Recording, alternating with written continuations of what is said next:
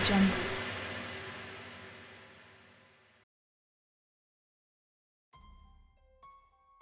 السلام علیکم پیارے دوستو، زلفی نالج لینڈ میں خوش آمدید۔ غازی ناول۔ اگلا دن بارش کی نظر ہو گیا اور اس سے اگلے چند روز میں نے سروسز کلب میں گزارے، لیکن کامیابی کی کوئی صورت دکھائی نہ دی۔ مونچھوں والے کرنل شنکر سے بھی لان میں دوبارہ ملاقات ہوئی۔ اس کا میرے ساتھ رویہ تضاد کا مجموعہ تھا۔ ایک طرف وہ پہلی ملاقات میں میری گفتگو سے کچھ محتاط سا لگتا تھا، شاید وہ سمجھ بیٹھا تھا کہ میں اس کے ماضی سے واقف ہوں یا اس کے اندر جھانکنے کی صلاحیت رکھتا ہوں۔ دوسری طرف وہ میری کمپنی سے خوش ہوتا تھا، ہر ملاقات کے خاتمے کے بعد آئندہ ملنے کے لیے زور دیتا تھا۔ اس کے محتاط رویے کے پیش نظر میں نے بھی اس سے کبھی ہیڈ کوارٹر سے متعلق بات نہیں کی۔ ایک روز میں اس کے پاس 7 بجے شام گیا تو وہ اپنے کمرے میں بیٹھا تھا۔ میں نے دروازہ نوک کیا تو بیٹ مین نے اسے میرے متعلق بتایا اور مجھے سٹنگ روم میں بٹھا دیا۔ کرنل شنکر کے پاس 2 کمروں کا سیٹ تھا، بیڈ روم اور سٹنگ روم۔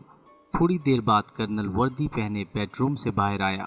اس کے ہاتھ میں بریف کیس تھا۔ اس نے کہا کہ اسے ایک ارجنٹ میٹنگ کے لیے ہیڈ کوارٹر جانا ہے، اس لیے وہ میرا ساتھ نہ دے سکے گا، اور میں سوچ رہا تھا کہ اس بریف کیس میں نہ جانے کتنی اہم فائلیں ہوں گی۔ اتنی مختصر بات کے بعد ہم دونوں باہر آ گئے۔ پارکنگ میں ایک ہندوستانی گاڑی ہیڈ کوارٹرز کی نمبر پلیٹ کے ساتھ کھڑی تھی۔ کرنل نے ہاتھ ملایا اور گاڑی سٹارٹ کر کے تیزی سے چلا گیا۔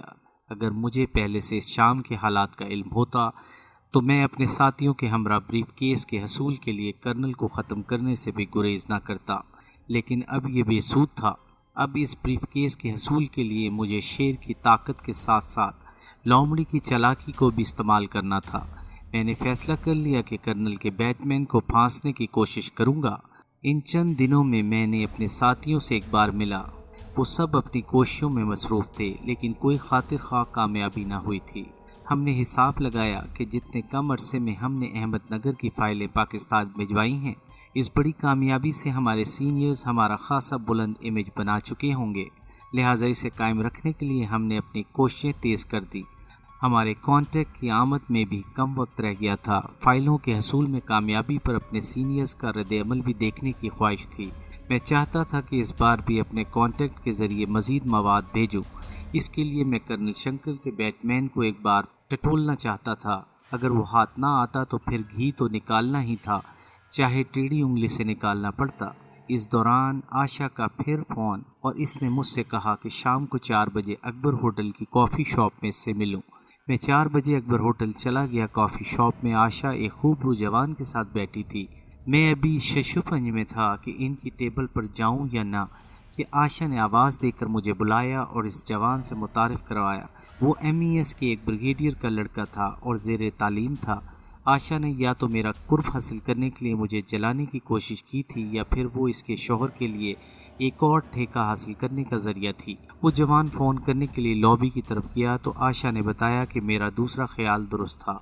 میں ان کے ساتھ قریباً آدھ گھنٹہ بیٹھا رہا۔ اس دوران آشا کبھی اس نوجوان کے قریب ہو کر سرگوشی میں اس سے بات کرتی اور کبھی بے تکلفی سے میرا ہاتھ اپنے ہاتھ میں لے لیتی اور اس نوجوان کو میرے چائے کے کاروبار کو بڑھا چڑھا کر بیان کرتی، اور کبھی مجھے اس کی شاہ خرچیوں کا بتاتی۔ مجھے بہت جلد ہی محسوس ہو گیا کہ آشا کا مجھے یہاں بلانے کا مقصد بیک وقت 2 شکار کرنا تھا۔ وہ ہم دونوں میں رقیبانہ جذبات پیدا کرنا چاہتی تھی تاکہ ہم دونوں سے اپنے مقاصد پورے کر سکے۔ آشا سے دوبارہ جلد ملنے کا وعدہ کر کے میں ان کی ٹیبل سے اٹھایا۔ آشا نے مجھ سے تعارف کے بعد اپنی نجی زندگی کے بارے میں جو کچھ بتایا تھا، میرے خیال میں اس کی وجہ اس کی ازدواجی زندگی کی محرومیاں اور اس کے شوہر کا اسے محض ٹھیکے حاصل کرنے کے لیے استعمال کرنا تھا۔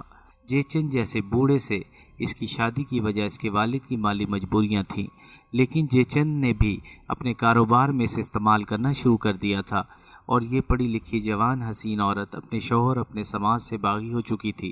جب میں نے کہا کہ میں غیر شادی شدہ ہوں، بمبئی میں خاصا بڑا کاروبار ہے اور اس کے حسن سے بہت متاثر ہوا ہوں، تو عین ممکن ہے کہ آشا نے اپنے مستقبل کو میرے ساتھ وابستہ کر کے سنہرے سپنے دیکھنے شروع کر دیے ہوں۔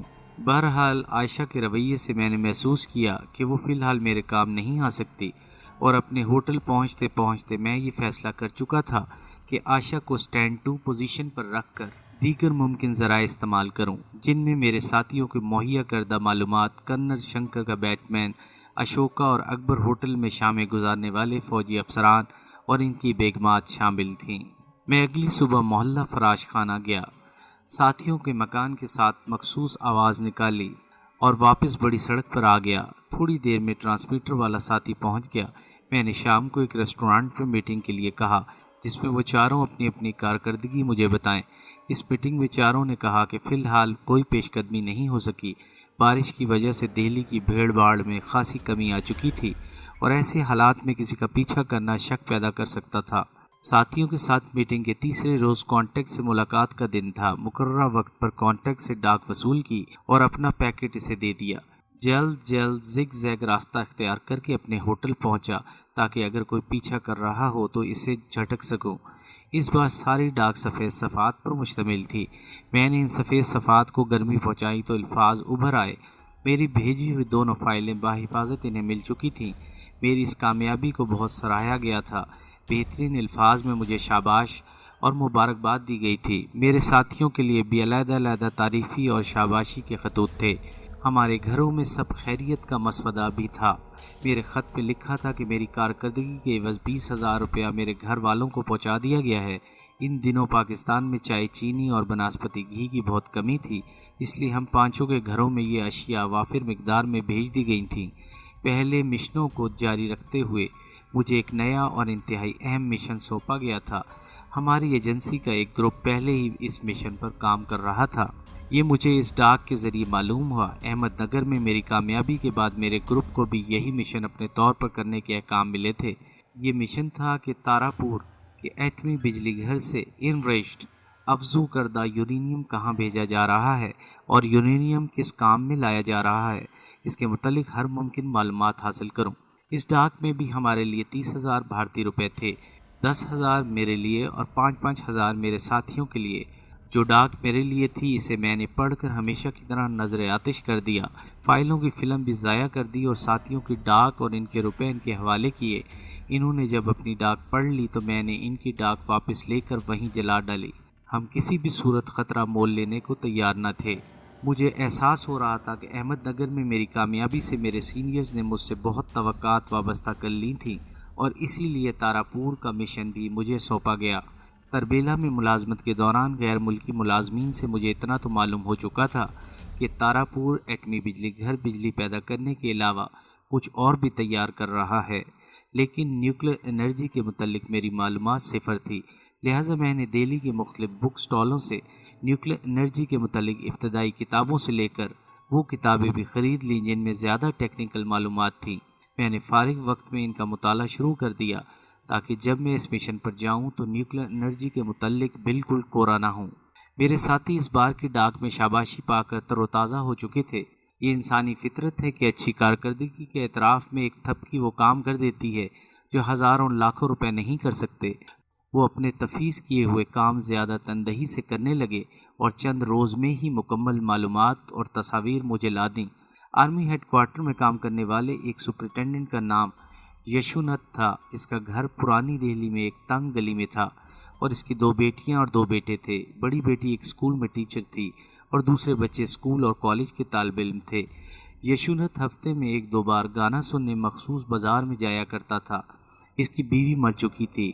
ان اطلاعات کے ساتھ ان سب کی چلتے پھرتے تصویریں بھی اتار لی گئی تھیں۔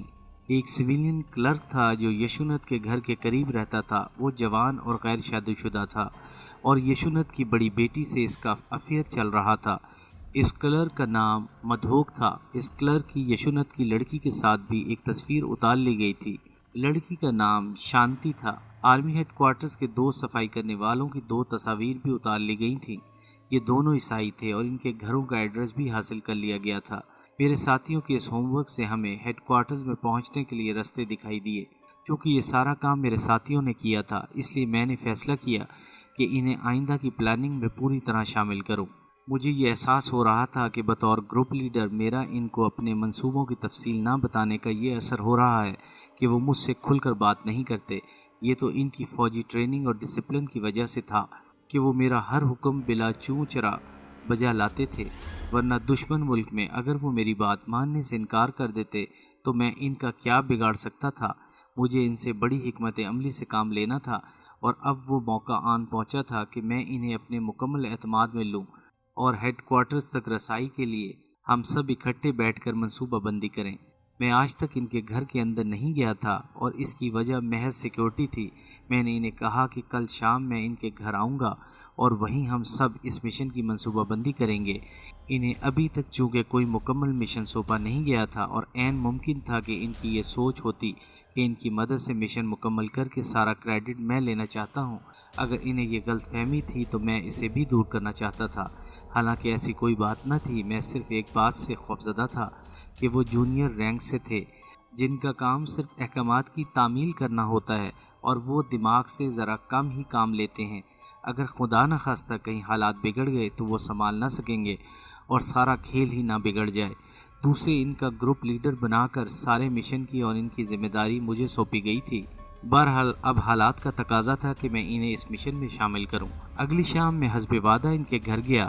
وہاں اس مشن کا تفصیلی جائزہ لیا گیا، اور یہ فیصلہ ہوا کہ 2 خاکروبوں کو میرے 2 ساتھی الگ الگ سنبھال لیں گے، اور سپرنٹینڈنٹ یشونت کے بارے میں میرے باقی ساتھی پتہ چلائیں گے کہ وہ کسی مخصوص بالاخانے پہ جاتا ہے یا مختلف بالاخانوں پر۔ یشونت کے متعلق مطلوبہ معلومات ملنے پر میں اسے سنبھال لوں گا۔ یہ فیصلہ ہونے پر سب مطمئن تھے۔ میں نے خاکروبوں سے رابطہ کرنے والے ساتھیوں کو مزید ہدایات دی، اور رات کا کھانا کھانے کے بعد میں واپس لوٹ آیا۔ اگلی 3 شامیں میں نے اکبر ہوٹل اور اشوکا ہوٹل میں گزاریں۔ میں چوتھے روز دن کے 10 بجے سروسز کلب میں کرنل شنکر کے کمرے میں چلا گیا۔ اس کا بیٹ مین کمرے کی صفائی میں مصروف تھا۔ اس نے یہ بتا کر کہ کرنل صاحب دفتر گئے ہیں، مجھے باہر سے ہی رخصت کرنا چاہا۔ مجھے اور کچھ نہ سوجا تو میں نے اس سے پانی مانگا اور کہا کہ سر میں بہت درد ہے، اگر اسپرین وغیرہ ہو تو پانی کے ساتھ 2 گولیاں بھی دے دو۔ بیٹ مین نے مجھے سٹنگ روم میں بٹھایا۔ اسپرین اور پانی لینے کے بعد میں نے اس کا نام پوچھا تو اس نے عبدالکریم بتایا اور کہا کہ وہ کرنل کے ساتھ 8 ماہ سے ہے۔ میں نے کہا کہ عبدالکریم اپنے متعلق کچھ اور بھی بتاؤ۔ میں سر درد کے بہانے کرسی پر نیم دراز ہو گیا، اور عبدالکریم نے بولنا شروع کیا۔ صاحب میں 4 سال سے بھارتی فوج میں ہوں۔ میں ہوں تو انفینٹری میں، لیکن عملی طور پر اب تک مختلف افسران کا بیٹ مین ہی رہا ہوں۔ کرنل صاحب کے پاس آنے سے پہلے میں آگرہ چھاؤنی میں ایک میجر صاحب کا بیٹ مین تھا۔ کرنل صاحب اپنی سخت طبیعت کی وجہ سے نہ تو کسی سے مطمئن ہوتے ہیں اور نہ ہی کوئی ان کے بیٹ مین بننے پر خوشی سے رضامند ہوتا ہے۔ جب سے میں یہاں آیا ہوں کرنل صاحب کی میں بھرپور خدمت کرتا ہوں، لیکن ہر روز ہی مجھے گالیوں سے نوازا جاتا ہے۔ کرنل صاحب جب موڈ میں ہوتے ہیں تو کچھ پیسے وغیرہ بھی دے دیتے ہیں، اور جب ناراض ہوتے ہیں تو بے تحاشا گالیاں دیتے ہیں۔ 4 سال سے پہلے ٹریننگ کے دوران اور بعد میں مختلف افسروں کا بیٹ مین ہونے کے دوران مجھے اتنی گالیاں پڑ چکی ہیں کہ اب میں ان کا عادی ہو چکا ہوں اور اپنی قسمت پر شاکر ہوں۔ نہ ماں باپ زندہ ہیں اور نہ ہی شادی کی ہے۔ عبدالکریم بڑی ستری اردو بول رہا تھا۔ میں نے پوچھا کہ تم رہنے والے کہاں کے ہو؟ اس نے کہا حضور لکھنؤ میرا آبائی وطن ہے۔ والدین کے گھر میں تو غربت ہی دیکھی، لیکن وہ کہا کرتے تھے کہ میرے دادا نواب تھے۔ والد مرحوم نے بھی خاندانی روایات اور اپنی وزاداری کا بھرم رکھنے کے لیے تھوڑی بہت جائیداد اور رہائشی حویلی پہلے رہن رکھی اور بعد میں بیچ ڈالی۔ جب میں نے ہوش سنبھالا تو گھر میں غربت ہی دیکھی۔ ابھی 10 سال کا بھی نہیں ہوا تھا کہ 1 سال کے اندر چند ماہ کے وقفے سے والدین کا انتقال ہو گیا۔ میں بالکل بے آسرا رہ گیا۔ والد مرحوم کے جاننے والے ایک دکاندار نے مجھے اپنے گھر میں پناہ دی اور میٹرک تک تعلیم دلوائی۔ انہوں نے ہی مجھے فوج میں بھرتی کروایا کہ یہاں عزت سے روٹی کما سکوں گا۔ یہاں روٹی تو مل گئی، لیکن مسلسل گالیوں سے ماں باپ، خاندان اور مذہب کی دھجیاں اڑ گئیں۔ عبدالکریم بولے جا رہا تھا اور میرا ذہن کچھ اور ہی سوچ رہا تھا۔ چند نکتے تھے جن کے گرد میرا ذہن گھوم رہا تھا۔ فوجی مسلمان ہندو افسران کی گالیوں سے بیزار، بلکہ کسی حد تک باغی، کوئی رشتہ دار نہیں، اور ہیڈ کوارٹر کے ایک اہم سینئر افسر کا بیٹ مین۔ حالات نے اس کا پہلے ہی خاصا برین واش کر رکھا تھا، اور باقی کام میں کر سکتا تھا۔ ایک بڑی دشواری تھی کہ میں نے ہندو ہونے کا لبادہ اوڑھ رکھا تھا۔ اپنی اصلیت ظاہر کرنے میں 50-50 چانس تھا۔ ایک یہ کہ وہ میرا ساتھ دے گا، اور دوسرا یہ کہ میرا بھید کھول کر ہندو افسران کی نظر میں خود کو وفادار اور بھارت ماتا کا سپوت ثابت کرنے کی کوشش کرے گا۔ میں اس موقع کو ہاتھ سے جانے نہیں دینا چاہتا تھا، لیکن اس لیے مناسب منصوبہ بندی اور مزید سوچ و بچار کی ضرورت تھی۔ میں نے اٹھتے ہوئے عبدالکریم سے کہا کہ میں اس کی باتوں سے بہت متاثر ہوا ہوں، میں اس کے لیے یقیناً کچھ کروں گا۔ میں نے اسے کہا کہ میری آمد کا کرنل صاحب کو نہ بتائے۔ باتیں تو وہ کر چکا تھا، لیکن اس ڈر سے سہم بھی گیا تھا کہ میں کرنل کو اس کی گفتگو کے بارے میں نہ بتا دوں۔ اس نے کہا کہ صاحب آپ کرنل صاحب کو کچھ نہ بتائیں، میری زبان تو ہرگز نہ کھلے گی۔ میں نے اس سے لکھنؤ کے اس دکاندار کا نام اور دکان کا نام اور محل و وقوع پوچھا، جو اس نے بتا دیا۔ میں چاہتا تھا کہ اس کی کہی ہوئی باتوں کی سچائی جان سکوں۔ اسے 500 روپے دے کر میں وہاں سے رخصت ہوا اور میرا دماغ اس سلسلے میں مزید کچھ کرنے کے تانے بانے بننے لگا۔ بہت سوچ بچار کے بعد بالآخر میں نے فیصلہ کر لیا کہ عبدالکریم سے کام لینے کی کوشش ضرور کرنی چاہیے، لیکن کوئی عملی قدم اٹھانے سے پہلے اس کے متعلق مکمل چھان بین کی جائے۔ شام کو میں اپنے ساتھیوں سے ملنے ان کے گھر گیا۔ اتفاق سے مالک مکان گھر میں ہی تھا۔ مکان کی اوپر منزل کی سیڑھیاں اگرچہ ڈیوڑی میں ہی تھیں، لیکن گلی میں مکان کے دروازے سے گزر کر ہی سیڑھیوں تک پہنچا جا سکتا تھا۔ دروازہ مالک مکان نے ہی کھولا۔ میں نے اسے اپنا نام اظہر علی بتایا اور کہا کہ میرا ایک کاروباری واقف یہاں رہتا ہے۔ اس نے ساتھیوں میں سے ایک کا نام بتایا۔ وہ یہاں اپنے اصلی ناموں سے ٹھہرے ہوئے تھے تاکہ مختلف ناموں کے چکر میں کبھی غلط نام نہ بتا بیٹھیں۔ مالک مکان نے مجھے اوپر جانے دیا۔ میں نے ساتھیوں کے ساتھ ایک کمرے میں میٹنگ کی اور کہا کہ ایک شخص کے کوائف معلوم کرنے کے لیے لکھنؤ جانا ہے۔ سبھی جانے کو تیار تھے، لیکن میں نے 2 کا انتخاب کیا اور انہیں لکھنؤ میں ایک دوسرے سے کچھ فاصلے پر رہنے کی ہدایت کی۔ اس دکاندار سے جس نے بقول عبدالکریم اس کی پرورش کی تھی، عبدالکریم کے متعلق مزید معلومات حاصل کرنا اور اگر اس کا کوئی قریبی رشتہ دار موجود ہو تو اس کا پتہ لگانا اور ان کی چھان بین کرنا تھی۔ میرے دونوں ساتھی رات کو ہی ٹرین سے روانہ ہونے کے لیے تیار ہو گئے۔